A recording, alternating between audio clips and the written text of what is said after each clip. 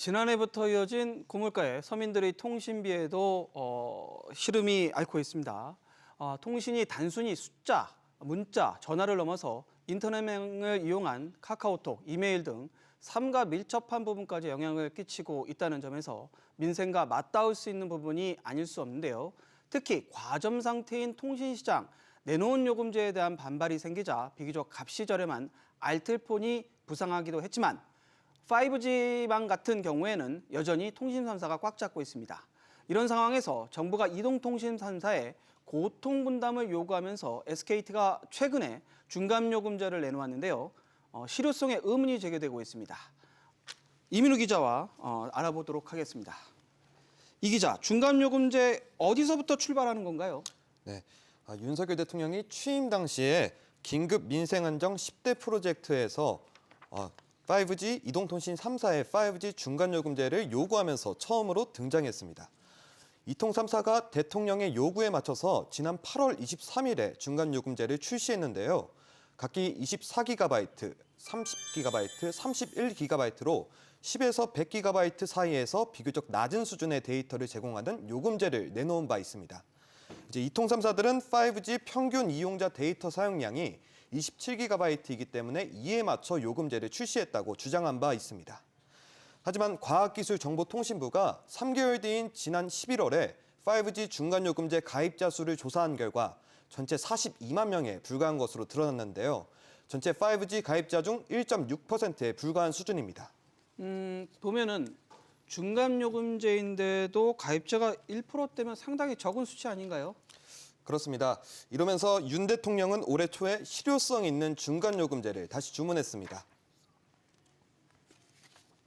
통신 금융 분야는 공공재 성격이 강하고 과점 상태를 유지하고 있는 정부의 특허 사업입니다.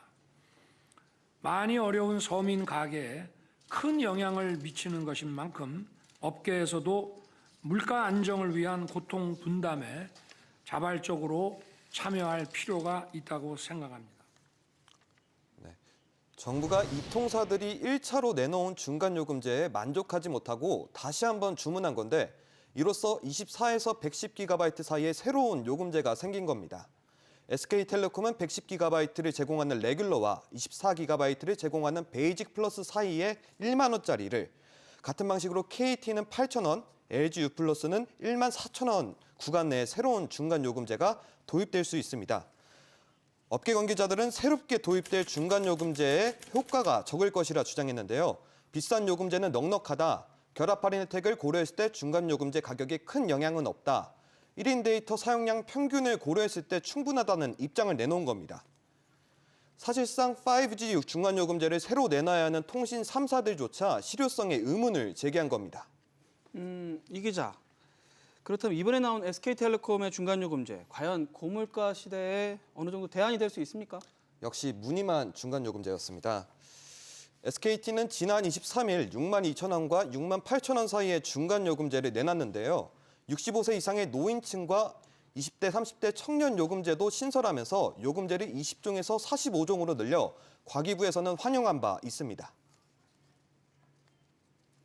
이번에 24에서 110GB 사이에 요금제 4종을 추가로 신설하여 이용자 선택권이 대폭 확대되었으며 월 최대 7,000원의 통신요금을 절감할 수 있을 것으로 기대됩니다.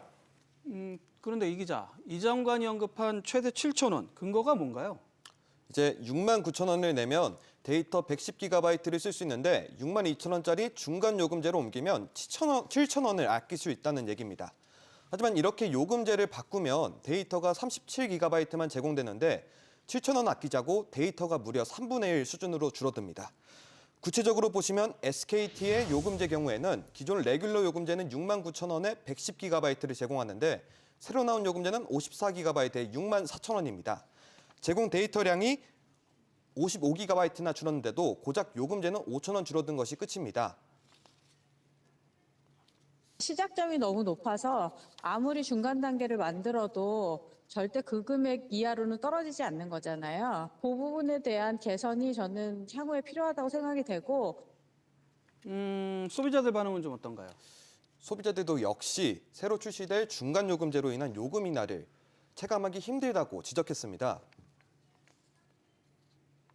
가격 차이는 한 5천 원 정도밖에 차이 안 나는 것 같아요. 굳이 장기 고객인데 바꿀 필요가 있을까요?